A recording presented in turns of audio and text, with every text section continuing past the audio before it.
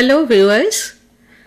The topic we are going to cover today is on Bandura's social cognitive theory. This is our approach to personality as well as to learning. In some of our earlier sessions, we have studied classical conditioning and operant conditioning, both of which essentially suggest that whatever we learn have been learned through the consequences that we meet for our behavior. Now, Bandura has something else to talk about in this matter. Albert Bandura, he was born in 1925 and it's fortunate that he is still living and working on the theories. Bandura is known for introducing the person in learning theories. Now you may think that of course learning is about personhood, personality is about person, but as I told earlier, some of the conditioning theories, particularly Skinner, actually said categorically that we need not bother about the person's thoughts and wishes. This is where Skinner has been criticized. Social cognitive approach, earlier it was known as social learning theory, and later on to indicate that it has a cognitive component as well as a social component, Bandura used the term social cognitive approach. It involves an interaction of the social environment with the person's conscious cognition.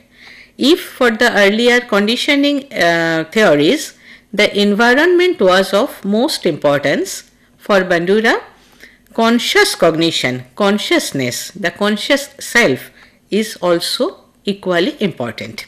Bandura talked about functional consciousness. That is, a person is the conscious agent of one's own existence. There are two terms which are very closely linked with each other. One is functional consciousness and the other is reciprocal determinism. Functional consciousness refers to an individual's purposive selection and processing of information. That is, as opposed to Skinner or Pavlov, Bandura attributes a purpose to the self of the person. For example, we would say that if I learn to work in a particular way, for example, I learn to press something to operate a machine, that has been done by manipulating the consequences only. Bandura would say that I have a conscious intention to learn it, and that is why I have selected to learn that particular thing and I have given my attention to it so that I can learn it. The person consciously selects, constructs, regulates and evaluates the possible courses of action. So there are numerous courses of action and the person selects one or two from these possible courses. The person constructs it so that it is not exactly as the person would receive passively. Regulates and evaluates means there is a moral touch, an evaluative touch to the course of action we take. For this purpose, the person can access concrete events as well as symbolic representations. What is meant by concrete events? Concrete events are particular ways of working. For example, pressing a particular button to get something. That is a concrete operation, concrete event. But we can also learn symbolic events. For example, we can learn to talk in a particular way. We can learn to say good morning. That is not a concrete communication, but that is a communication, a symbolic communication of our intention to greet you well. So we can work with both concrete and symbolic representation of activities, goals and future occurrences. Symbolic representation is very important to designate the future occurrences, because when I say good morning to you, I am expecting that you will also say good morning to me in return. So I am expecting something in future also. Reciprocal determinism means Just as in this example, when I say good morning to you, you are also saying good morning to me. So there is a reciprocal determinism. This is a person-environment dependence. I am interacting with you in a particular manner projected in the future as well as in the past or present. So me, the person, and the environment is presented in Bandura's theory in a more interactive way than in most of the other theories. So Bandura talks about personal agency. This personal agency was completely denied in Skinnerian theory. Bandura says that for every learning we have attributed on us a personal agency. So there are 4 core features of personal agency. One is intentionality. Intentionality means we are representing a future course of action.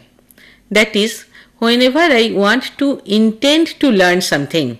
For example, suppose you are intending to learn about the learning theories from listening to this discussion. What you are doing here, you are projecting your future in doing something with this learning. You wish to use it in future. This futuristic projection is known as intentionality in Bandura's theory. Then there are 4 thoughts. Again, when I am planning any kind of dimension in agency, I have certain 4 thoughts. I have a temporal extension of the personal agency in future. Maybe you will discuss this lecture with a friend. So there is a 4th thought, a kind of imagination in your mind that the way you are going to discuss it with your friend. So it leads to anticipatory consequences. You are anticipating the consequence in future. The 3rd core feature is self-reactiveness. Self-reactiveness means reacting to one's own behavior and being able to evaluate and manipulate it. This means that I can understand my own behavior and I can evaluate it, I can regulate it as well. So there are again 2 subcomponents of this core feature of self-reactiveness. One is known as regulation, self-regulation, and the other is self-reinforcement. We will try to understand these 2 processes in some detail. Self-regulation. Any kind of personal agency means the ability to actualize the goal, to give shape to the appropriate courses of action, and to regulate their execution. It is the ability to actualize the goal. There are many persons who want to do things but they never do it. So their self-regulation is problematic. To give shape to appropriate courses of action, that is, to do this thing, I will have to do something. So to actualize your agency, to actualize your intention, you have to self-regulate the things. You will find that often when we cannot actually do what we intend to do, there are problems of self-regulation. We have somehow neglected to regulate ourselves. Then there is self-reinforcement. It refers to self-produced consequences of an action. That is, if I can do what I intended to do, if I can actualize my goals in certain occasions, then I feel reinforced. I am rewarding myself. I think, yes, I can do it. After you have done something good, you feel that, yeah, even I can do that. So there is an internal standard which claims, which demands that you be able to meet that standard. That is, a feedback of your own performance comes to you. If you can reach your own standard, you are rewarded. If you cannot reach your own standard, you feel bad. Skinner would say that the reward and punishment has to be given by somebody else always. That is, by the environment. Bandura says that you will give your own reward and punishment. Nobody else is going to do it for you. The 4th core feature is self-reflectiveness. Human beings are capable of metacognition. Metacognition means I can think that I can think. I can think about my thinking process. So this means that human beings are also able to observe our own cognitive processes. Now it is known as self-reflection because I, myself, is reflecting on myself. It is through this self-reflection that we also reach self-efficacy. For example, when I said about self-reinforcement that I have an internal standard and I can evaluate whether I reached that standard or not. That means I reflected upon my own practices and that was self-efficacy. I feel I can reach my standard and I feel effective in doing what I wanted to do. That doesn't mean that there is a fixed self. Bandura never endorsed a fixed structure called self. It's not a closed structure. It's an open structure which is enhancing dynamically. It is actually, self-efficacy is actually one's perceived ability to cope with a given situation. That is, its perceived ability, it means that maybe other people are thinking you are good enough or other people are thinking that you are not up to the mark. But still you continue to think that you are not good enough, or maybe you are thinking falsely that you have done very well. So it does not mean that self-efficacy, self-confidence is always correct, but it means that somehow it is close to your inner standard.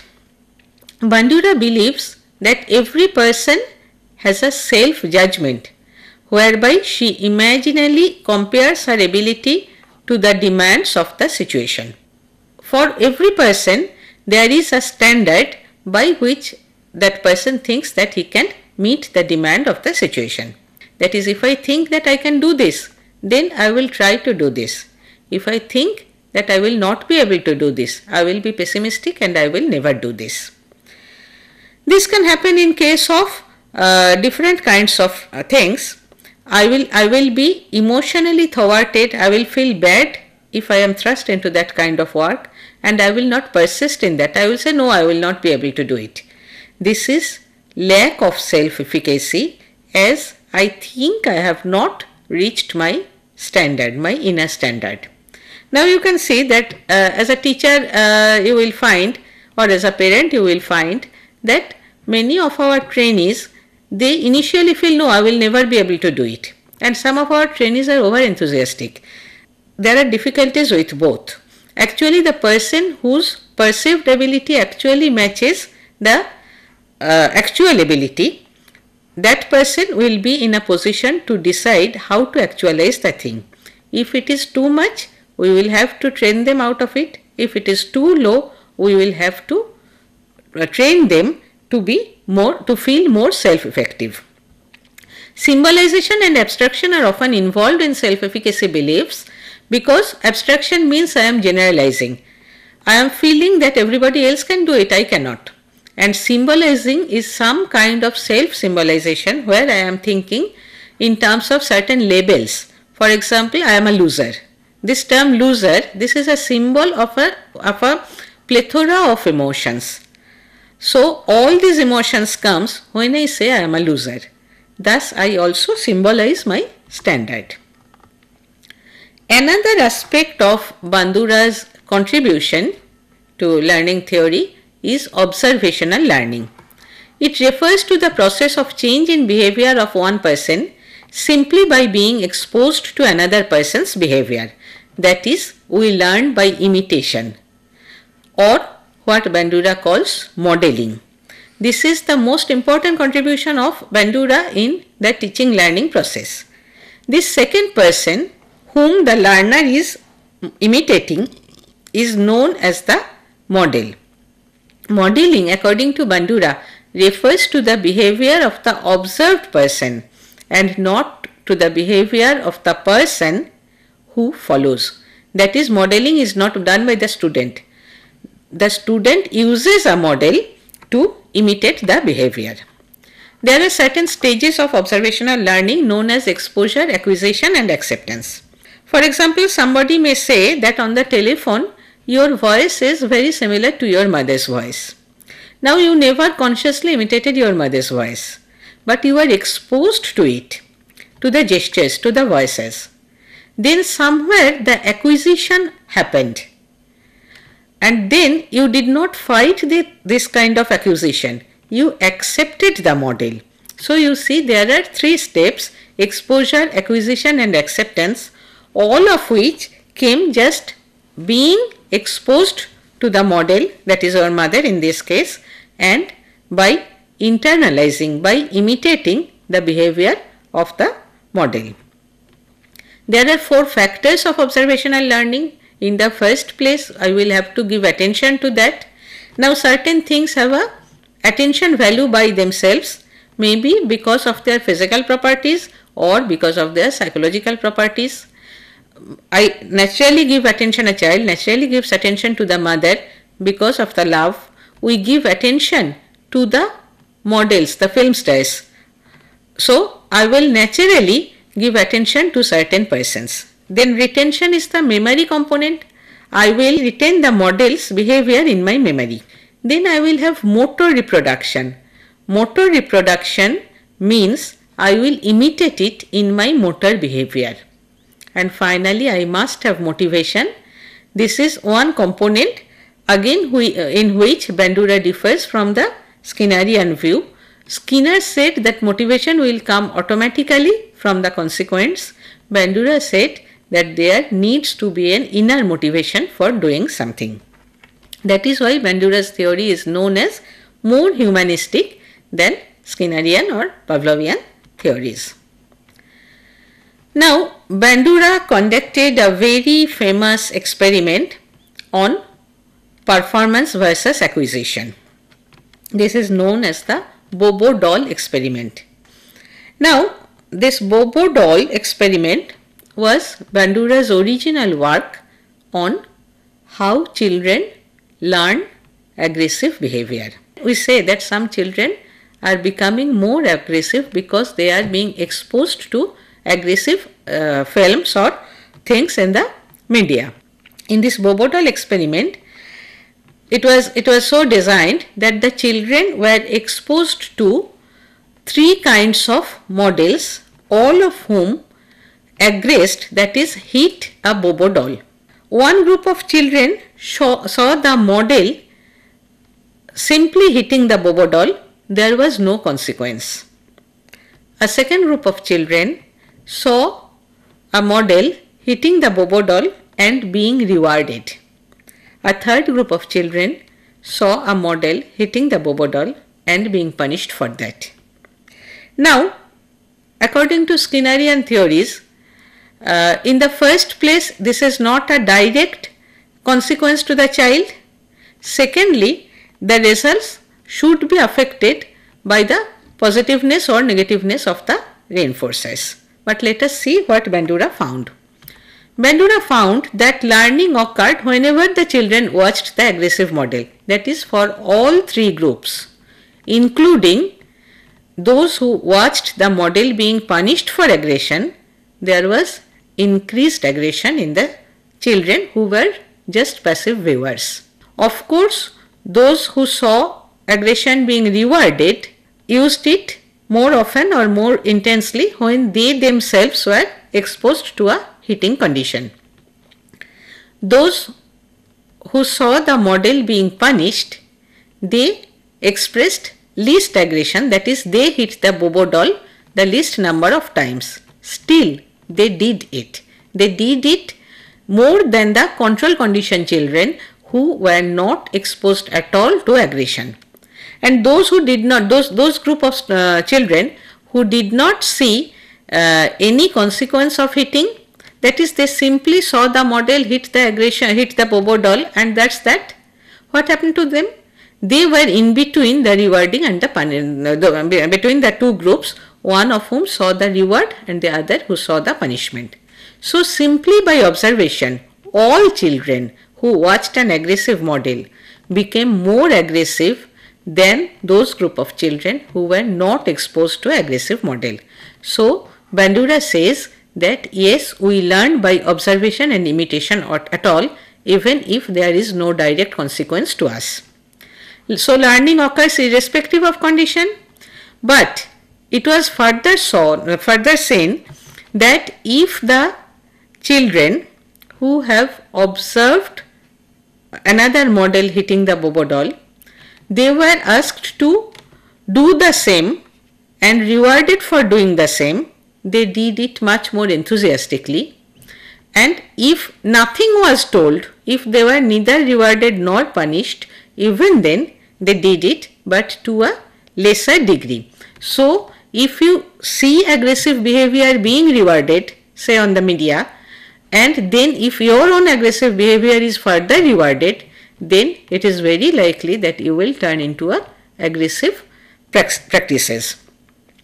So, you say this is very important, it has very important implications for socializing of the child.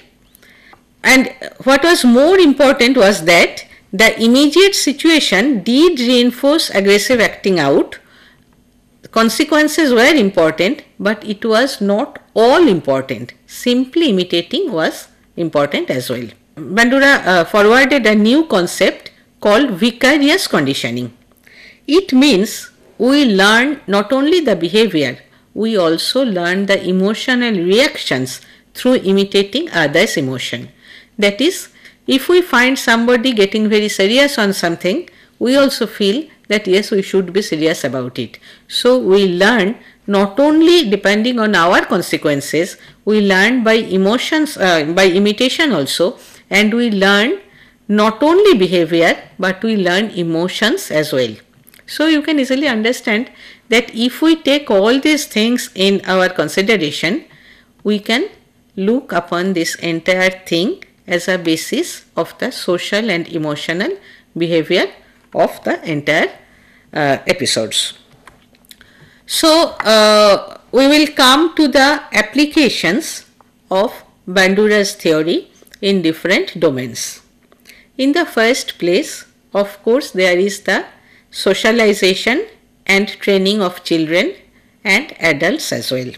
I would go back to the concept of self-regulation, and I would discuss another experiment which has done by Bandura and some of his associates, where the self-regulatory behavior for the training of children has been probed.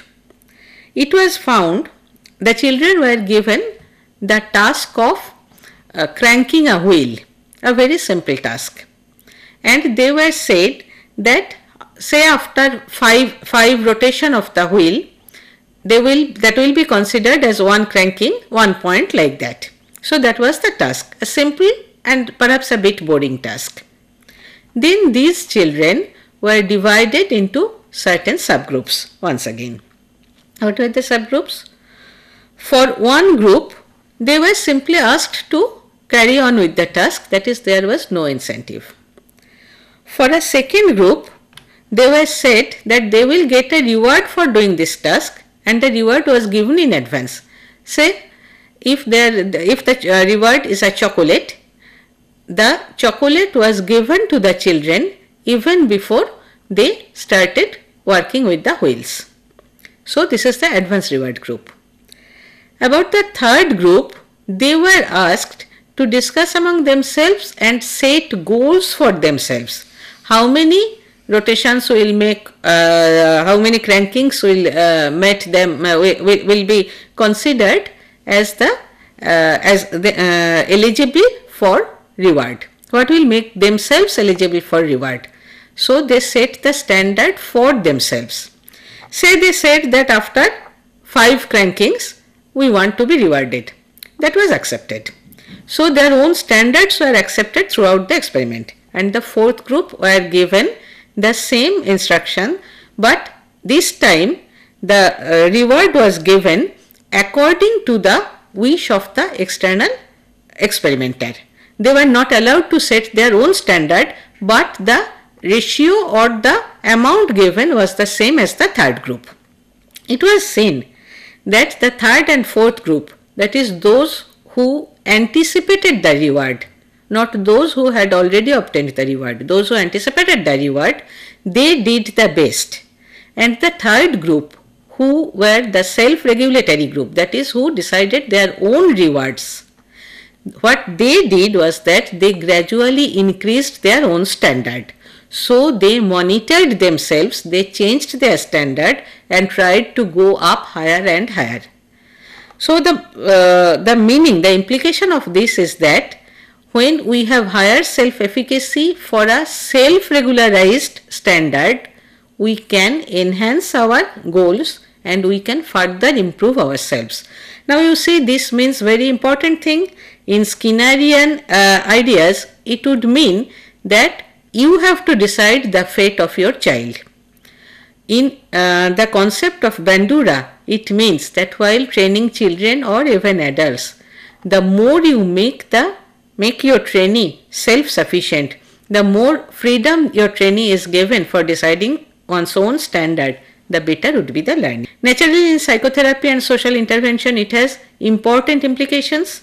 What do we mean? How can we use it in psychotherapy and social intervention? We can produce films which one can imitate.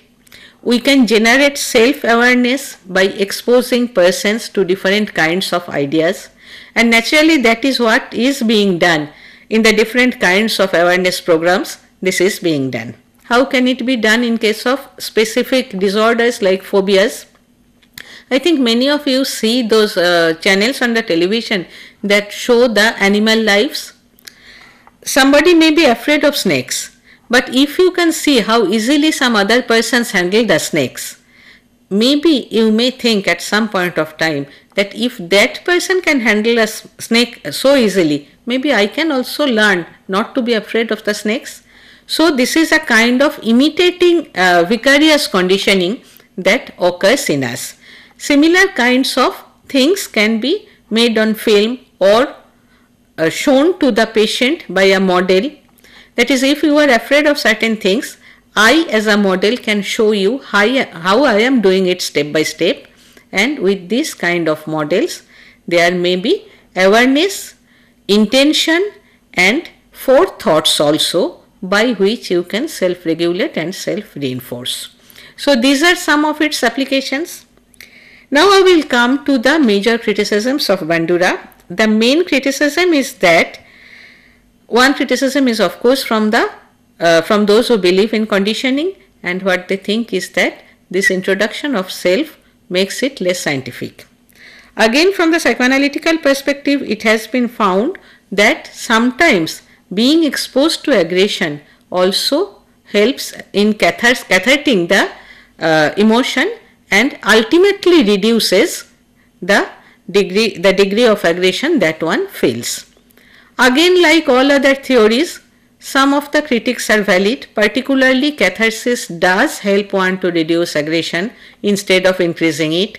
But once again, there the catch is in the person and the way you are going to utilize it intelligently. How you are trying to, how you are presenting the situation to the trainee. So it seems that when we have covered all the learning theories, we will find some application of all, and maybe human life is so varied that we cannot really depend on one theory. We have to vary from situation to situation, and we should follow different theories. Thank you so very much.